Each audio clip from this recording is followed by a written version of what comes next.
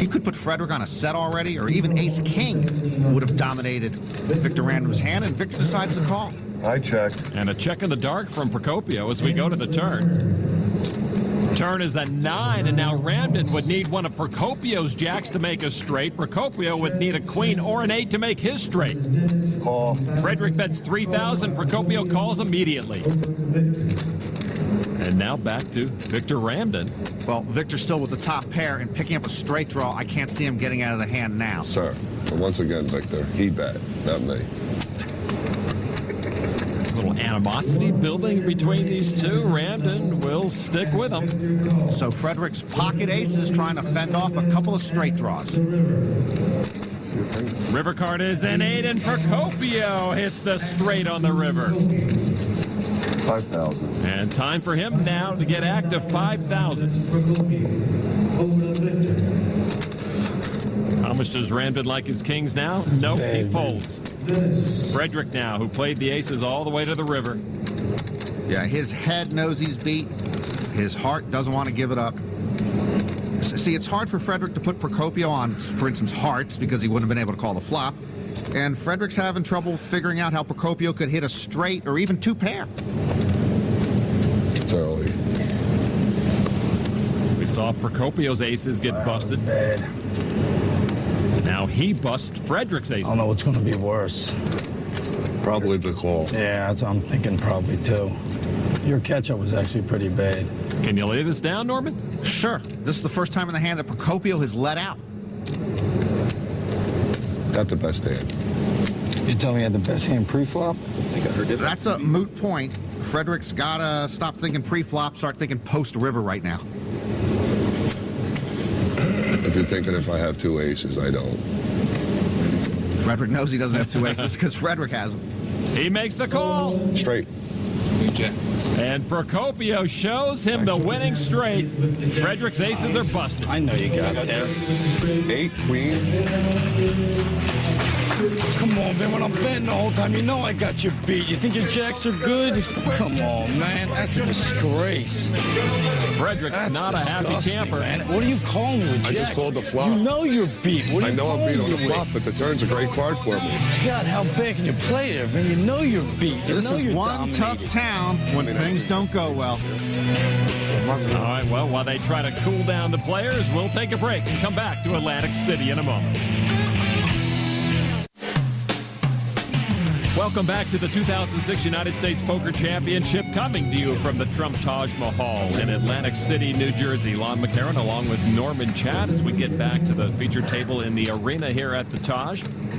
Action folds over to Victor Ramden with ace-10 of hearts. He raises the action up to 300. And a bunch of folds behind him with that raise. Steve Danneman gets out of the way. Roland Isra. No queens, so he'll fold. Procopio gets out of the way as well. And now action on Vadim Trencher. Ramden finished 10th at the 2004 USPC. Trencher finished 14th at the 2005 USPC. These two go heads up to the flop. 3-4 king, couple of hearts. Trencher paired his king. Both get hard draws. That is a provocative flop. Ramden has the ace of hearts. Ramden bets 600. Now action back to Trencher. The king of hearts, and he check raises up to 2650. Sure, I'd push with top pair and second nut flush draw. Ramden makes the call. So these two battling flush draws go to the river, and there is the 5 of hearts. They both hit the flush. Ramden with the nut flush. What a turn. Wow, Trencher checks again. And Ramden, 4,000. And what a dilemma for Trencher. I mean, he makes his best hand on the turn. Only one card can beat him, and he still has a redraw for a straight flush. A deuce of hearts gives them both straight flushes, but Trencher's would be higher. Ramden moves all in. Wow. And Trencher barely has Ramden covered. Ramden pushed with over 16,000 chips. And this would be for almost all of Trencher's chips. He does move. Ramden officially at risk. And Trencher sees what a load he's got to handle here on the river. 7 of hearts also would give him a winning straight flush, but Danneman folded the 7 of hearts, so Trencher's down to a 1-outer. Only a deuce of hearts will knock out Victor Ramden on the river. And now the river card.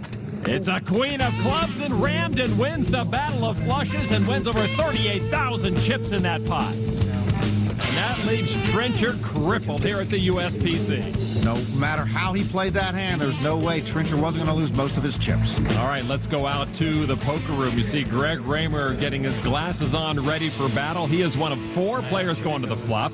It is Queen 9-5. Chris Orndorff paired his Queen and 9. Queen's up for a huge lead, and he checks it.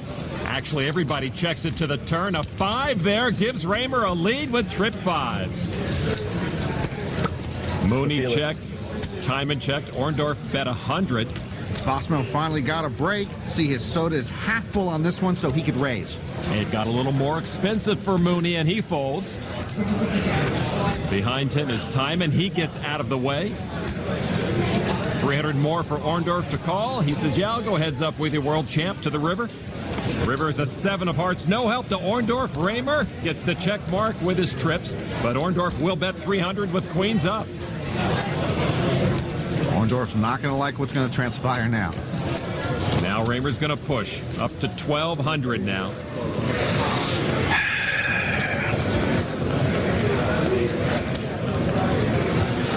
Greg. Did you sneak a 5 on me? That he did. I'll donate to you. Say goodbye to those. 5. Really? Queens up, not good enough for Chris Orndorff to beat Fossilman. I thought you had a 5, but I figured you had maybe more likely a 4-5 or a 5-6. A Queen 9. So Raymer wins the pot, but still trying to get his head above water. To the outer tables now, Ralph Pecorali and James Caparuccio are a bit distracted. One of their own from the home game is in trouble, Tamara Bruckhagen. It's not who I wanted to see go. I'm a bit distracted by Tamara Bruckhagen at the moment.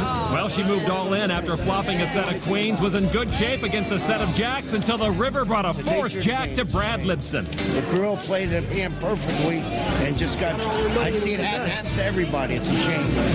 Well, Tamara being consoled by Ralph Pecorali. Hey, you can't. There's nothing you can do. There's nothing I could have done. If I had, you know, if the guy had 1 out. Lon, I'm going to take 5 minutes personal time. I'll be right back. All right, let's get back to the arena. 4 players in the hand. Pre-flop, Steve Danneman leads with a pair of 6s. Linder is not cooperating with our whole cam again. Violating international whole card cam laws. 6 kings, 7. Danneman picks up a third 6. Ramden with a flush draw and a straight draw bet 300. Danneman raised it to 1,100. Roland Isra folded. Linder got out of the way, and now just Victor Ramden, and he'll make the call. Ramden with a straight flush draw. Turn card now is a 2 of diamonds. Ramden missed both of his draws and checks. Danneman bets again, 2,000. Well, Lon, as you know, I could not lay down a straight flush draw if world peace depended on it. Go ahead, Victor. Ramden's not going anywhere. He makes the call. So to the river we go. Ace of clubs, and Ramden nails the flush to take control. Brutal river card for Steve Danneman. 8,000 from Victor Ramden. Call. And a call. And Ramden shows him the winning card. Ramden's been a river rat today. You know what I had, right? I know. What? And Steve Danneman becomes Victor Ramden's latest victim. God, nice hand. After an early hiccup, Victor Ramden has been on a hot streak. Welcome back to the U.S. Poker Championship in Atlantic City. A good close look at Chad Moore, whose ace in the hole was good enough to beat 3 opponents at this feature table. Procopio shows his king. Moore finally shows his ace. Slow roll. Yeah. He was looking to See him slow roll? Well, he may have slow rolled the table there, but slow rolls are something this man they call the Golden Boy tried to avoid during his younger days.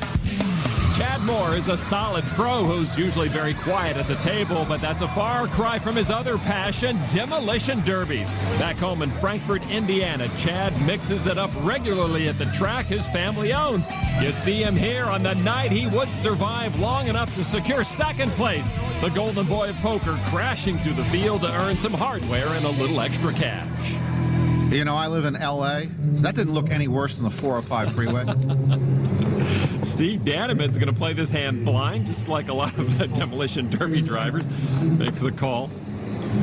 Isra folds. Procopio. A suited queen 10 makes the call. Lindner will fold to Victor Ramden, king deuce. Boy, Victor's restless to want to play that. Frederick is going to join the party. Moore comes in with an 8-9, and Richie will play also. See, I have a theory line. It's so cold at the arena table, players play more hands to keep warm. Ace 7-5. Procopio gets a club flush draw. Moore and Richie straight draws. You know, it's possible Daneman has the best hand right now. Everyone checked. 6 of hearts. Moore turns a straight and takes the lead. And he's going to come out with 500. Richie folded. Daneman now looks at his cards for the first time. Jack 4 of hearts. Well, I was wrong.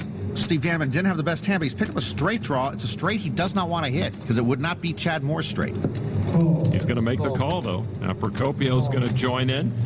Ramden folds, as does Frederick. So 3 players left in the hand going to the river card. Daneman drawing dead, Procopio needing help. It is an 8. Daneman hit his straight, but more straight is best. He and Daneman check. Procopio bets 2,000 trying to buy it. Busted flush draw.